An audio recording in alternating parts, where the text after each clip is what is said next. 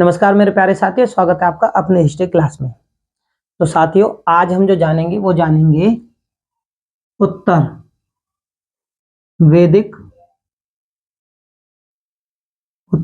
काल। अब उत्तर वैदिक काल में भाई हम क्या जानेंगे? तो उत्तर वैदिक काल में जो हम जानेंगे वो जानेंगे आर्यों के विस्तार के बारे में। ठीक है, क्योंकि देखो उत्तर वैदिक काल जो है वो अपने आप में बहुत बड़ा काल है। बहुत बड़े काल से जो मेरा तात्पर्य है यानी जो मेरा मतलब है वो ये है, क्योंकि उत्तर वैदिक काल में तीनों ग्रंथ यानी सामवेद, यजुर्वेद और अथर्ववेद संकलन हुआ। इसके बाद में इनके उपवेद बने, उपवेद के बाद में इनके ब्राह्मण ग्रंथ बने, ब्राह्मण ग्रंथों के बाद में इनके आर्यक बने और उपनिषद बने। तो ये जो समय है वो लगभग 1000 ईसा पूर्व से 600 ईसा पूर्व तक इनका समय चलता है। तो ये अपने आप में बड़ा है। तो हो सकता है मेरे प्यारे साथियों मेरी वीडियो भी काफी बड़ी हो जाए। ठीक है ना, तो शॉर्ट में से नहीं कर सकते क्योंकि एग्जामिनर जो है वो कहीं से भी पूछ सकता है। ठीक है, तो उत्तर वैदिक काल में हम किसके बारे में जानेंगे? तो विस्तार, आर्यों के विस्तार के बारे में। ये चीज याद रखना, हम किसके बारे में ज्यादा जानेंगे? तो आर्यों के विस्तार के बारे में। भाई पिछली वीडियो के माध्यम से हमने उत्तर वैदिक काल के आर्य यानी ऋग्वेद काल के अंत में जो कबीलाई जन थे, एक था भरत और एक था पुरु, दोनों ने मिलकर क्या बनाया था? कुरु। यानी उस समय ऋग्वेद काल का अंत था और उत्तर वैदिक काल का शुरुआत थी। ठीक है ना, तो भरत प्लस पुरु दोनों ने मिलकर बनाया था कुरु। और कुरुओं ने अपने क्षेत्र विस्तार किस प्रकार से किया वो हम अपनी पिछली वीडियो के माध्यम से आप लोगों से साझा कर चुके हैं। इसके बाद में अब हम बात करते हैं आर्यों के दूसरे कबीले की, आर्यों के दूसरे कबीले की, क्योंकि उत्तर वैदिक काल में ही कुछ जनपदों का उदय हो चुका था जो हम पिछली वीडियो के माध्यम से साझा कर चुके हैं। अब जो हम साझा करेंगे आर्यों की दूसरी शाखा के बारे में विचार विमर्श करते हैं आप लोगों से। तो बात करते हैं मध्य देश की, क्योंकि आर्यों की एक जो शाखा थी वो मध्य दोआब, ठीक है, अब मध्य दोआब में थी, क्योंकि पिछली वीडियो को देखना आप, उसमें जानकारी दी है। तो मध्य दोआब में थी इनके वो आर्य लोग जो थे। अब इन्होंने क्षेत्र विस्तार किया था। जब इन्होंने क्षेत्र विस्तार किया तो आर्यों की एक शाखा मध्य दोआब में रहती थी। और ये कौन सी थी? तो ये जो शाखा थी वो थी कृवि प्लस तुर्वस। आई आपको, अब आपको समझ में आ गई होगी। एक आर्यों की शाखा थी भरत प्लस कुरु, दोनों मिलकर बने कुरु, और कुरुओं ने फिर कुरुक्षेत्र बनाया। और उनकी उस समय पे राजधानियां किस प्रकार से थी वो हमने आप लोगों से साझा की। अब आर्यों की दूसरी शाखा जो कि मध्य दोआब में रहती थी, उन्होंने भी अपना क्षेत्र विस्तार किया। जब इन्होंने अपना क्षेत्र विस्तार किया तो इसमें कौन कौन से जन आए आर्यों के? एक था कृवि था और एक था तुर्वस। ठीक है, ये समझ में आ गई होगी आपको। इन दोनों को मिलाकर क्या बना? इन दोनों को मिलाकर बना पांचाल।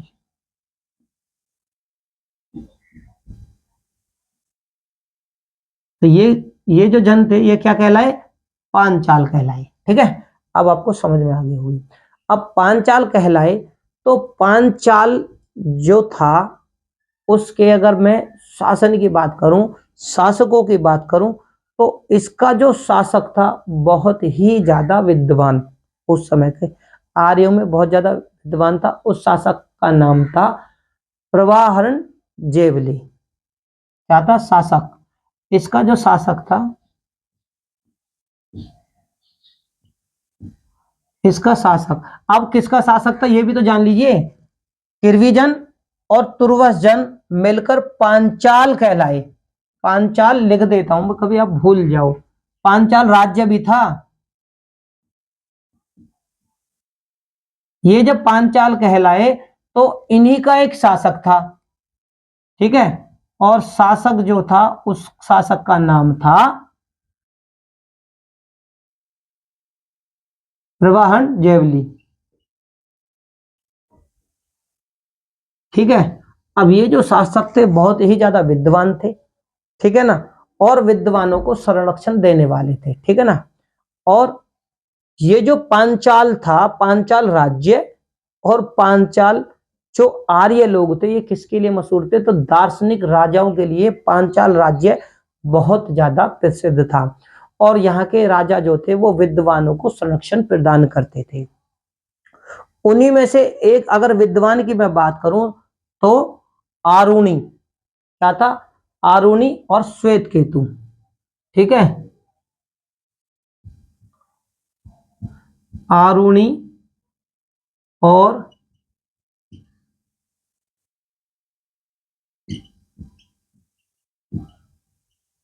ठीक है ना श्वेत केतु, ये किससे जुड़े हुए थे? ये पांचाल क्षेत्र से ही जुड़े हुए थे। किससे थे? पांचाल क्षेत्र से जुड़े थे, ठीक है। अब आप समझ गए होंगे, क्योंकि आरुणि और श्वेत केतु बहुत बड़े विद्वान रहे उस समय के उत्तर वैदिक काल के, ठीक है ना। और ये जो थे इसी पांचाल क्षेत्र से संबंधित थे। और ये थे कौन? तो ये उत्तर वैदिक काल के जो आर्य थे उनकी एक शाखा थी, ठीक है। इनका क्षेत्र, भाई अब फिर समझो कि उत्तर वैदिक काल का जो क्षेत्र था पृथ्वी और तुर्वसों का, कौन सा क्षेत्र था? तो ये जो रहते थे इनका जो क्षेत्र था, इन आर्यों का क्षेत्र जो था, इनका क्षेत्र था सरस्वती,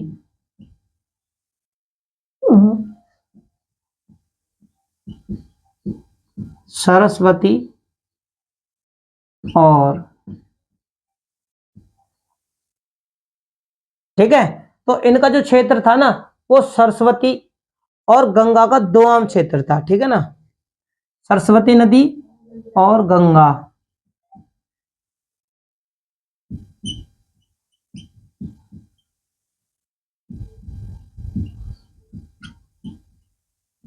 यहां तक आप समझ गए होंगे। ये आर्यों की दूसरी शाखा है, ठीक है। पहली शाखा के बारे में हमने पिछली वीडियो के माध्यम से आप लोगों से चर्चा की है, और अब हम दूसरी वीडियो के माध्यम से इनके बारे में चर्चा करेंगे। अब ये फैले कहां से थे? तो मैंने आपको बताया कि भाई देखो ये सरस्वती और गंगा के दोआम तक इनका क्षेत्र था, कौन सो का? पांचाल वालों आर्यों का, ठीक है। इसके बाद में ये आर्य यहां से आगे बढ़े, ठीक है ना, आगे आगे बढ़े, और यहां से आगे बढ़ने के बाद में ये कहां पहुंचते हैं? ये अपना क्षेत्र विस्तार किस क्षेत्र में करते हैं? तो सरयू तक फैलते हैं। ये सरयू नदी, सरयू नदी तक ये फैलते हैं। समझ गए हो गए आप? सरयू नदी तक अब ये उत्तर वैदिक काल के आर्य फैल जाते हैं। कहां तक फैलते हैं? यहां तक, ठीक है ना। तो जहां जहां पर मैं इसके निशान लगा दूं, ठीक है ना, अंडरलाइन कर दूं, उन्हें आप नोट कर लेना। अब इसके बाद में होता क्या है? देखो इसके किनारे पर जब ये सरयू नदी तक फैल जाते हैं उत्तर वैदिक काल के आर्य, मैं वो हर चीज आप लोगों से छोटी से छोटी साझा करने की कोशिश करूंगा ताकि आप कंफ्यूज ना हो। तो मैं इसलिए बोल देता हूं उत्तर वैदिक काल के आर्य। एक थे पूर्व वैदिक काल के आर्य, तो पूर्व वैदिक काल के जो आर्य थे वो हमने ऋग्वेद काल के समय में पढ़े, ठीक है ना। ऋग्वेद काल में भी तो आर्य थे ना। और उसके बाद में ये उत्तर वैदिक काल के, वैदिक काल को दो भागों में जानते हैं, एक तो पूर्व वैदिक काल और उत्तर वैदिक काल। पूर्व वैदिक काल में पढ़ते हैं ऋग्वेद के बारे में, ऋग्वेद काल के बारे में। और उत्तर वैदिक काल के बारे में जो हम पढ़ते हैं वो पढ़ते हैं सामवेद, यजुर्वेद और अथर्ववेद के बारे में, उनके ब्राह्मण ग्रंथ, उपनिषद और आरण्यकों के बारे में, ठीक है मेरे प्यारे साथियों। तो अब आर्यों का क्षेत्र यानी पांचाल आर्यों का जो जो क्षेत्र था, ये इनसे जुड़े हुए थे, ये विद्वान थे। यहां पर लिख दूं, ये थे विद्वान, है ना। अब याद रखना आप कि उत्तर वैदिक काल के विद्वान कौन थे? आरुणि और श्वेत केतु, जो कि पांचाल क्षेत्र से जुड़े हुए थे, ये विद्वान थे। ठीक है ना, अब आपकी समझ में आ गया होगा। और पांचाल किसके लिए मशहूर था? तो पांचाल जो प्रसिद्ध था, यहां पे लिख देता हूं कोष्टक में, प्रसिद्ध जो था, पांचाल जो प्रसिद्ध था ना, प्रसिद्ध जो था वो था, प्रसिद्ध क्यों था कि भैया दार्शनिक और विद्वानों के लिए। पेपरों में पूछा जा सकता है, कोष्टक में लिख दिया है, आप इसे नोट कर लेना, ठीक है ना। तो ये प्रवाहरण जेवली जो थे वो भी विद्वान थे, और विद्वानों को ये संरक्षण भी देते थे। संरक्षण यानी अपने अंतर्गत रखते थे, सुरक्षा प्रदान करते थे, ठीक है। तो पांचाल किस लिए प्रसिद्ध था? तो दार्शनिकों के लिए और विद्वानों के लिए प्रसिद्ध था, ठीक है, दार्शनिक और विद्वानों के लिए प्रसिद्ध था। अब जो ये पांचाल लोग थे, उत्तर वैदिक काल के जो पांचाल आर्य लोग थे, उनका क्षेत्र था सरस्वती और गंगा का दोआम क्षेत्र था। अब ये यहां से ना सरयू नदी तक फैलते हैं, और सरयू नदी तक फैलने के बाद में ये कौन सा राज्य बनाते हैं? तो वहां पर जो ये राज्य बनाते हैं सरयू नदी के किनारे पर, तो ये कौशल राज्य की स्थापना फिर कौन सी होती है? यहां के बाद में फैलने के बाद में होती है कौशल।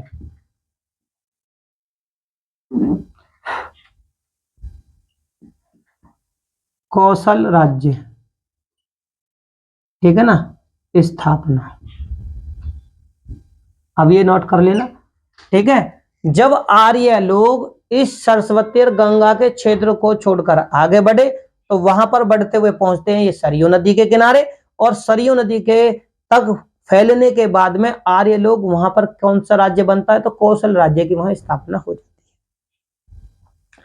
अब इसके बाद में उत्तर वैदिक काल के आर्य और आगे बढ़ते हैं, क्योंकि अभी जो हम किसके बारे में पढ़ रहे हैं वो क्षेत्र विस्तार यानी विस्तार, आप इसे क्षेत्र के नाम से भी देख सकते हैं, आर्यों का विस्तार, ठीक है ना, विस्तार क्षेत्र।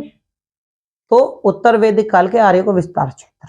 अभी हम विस्तार से संबंधित जानकारी आप लोगों से साझा करेंगे, और यहीं से कौन कौन से क्वेश्चन बहुत ज्यादा महत्वपूर्ण है जो कि पेपरों में पूछे जाते हैं, वो हम अपने आने वाली वीडियो के माध्यम से आप लोगों को बताएंगे। अब सरयू नदी के बाद में कौशल राज्य बन जाता है। इसके बाद में ये लोग, यहां लिख देता हूं, इसके बाद ये पहुंच जाते हैं कहां पर? वाराणसी। अब ये आर्य लोग, उत्तर वैदिक काल के आर्य लोग कहां पहुंचे क्षेत्र विस्तार करते हुए? तो वाराणसी। अब वाराणसी तक फैलने के बाद में इन्होंने कौन से राज्य की स्थापना वहां पर हो जाती है? तो वहां पर होती है काशी, ठीक है, काशी राज्य की स्थापना, नोट कर लेना, ठीक है। तो इसके बाद ये वाराणसी में पहले लिख दूं, वाराणसी तक फैले कर देता हूं, ठीक है, फैले। अब फैलने के बाद में इन्होंने क्या बना फिर वहां पर? जब ये वाराणसी तक गए तो काशी राज्य की स्थापना हो गई। अब आर्य लोग जो थे यहां से कहां गए? सदानीरा यानी कि गंडक, जिसको चेतांग भी कहते हैं, आधुनिक चेतांग नदी, ठीक है। तो सदानीरा में क्या था? विदेह राज्य बना। क्या? गंडक नदी के किनारे पर जब ये आगे बढ़े पहुंचे तो कौन सा राज्य बना? विदेह राज्य बना, यानी विदेह राज्य की स्थापना होती है। अब याद रखना, मैंने आपको अभी बताया कि उत्तर वैदिक काल का जो समय है, उत्तर वैदिक काल का जो समय है वो 1000 ईसा पूर्व से 600 ईसा पूर्व है, ठीक है। आप लोगों को समझ में आ रही होगी कि 1000 से 600 ईसा पूर्व है, ठीक है।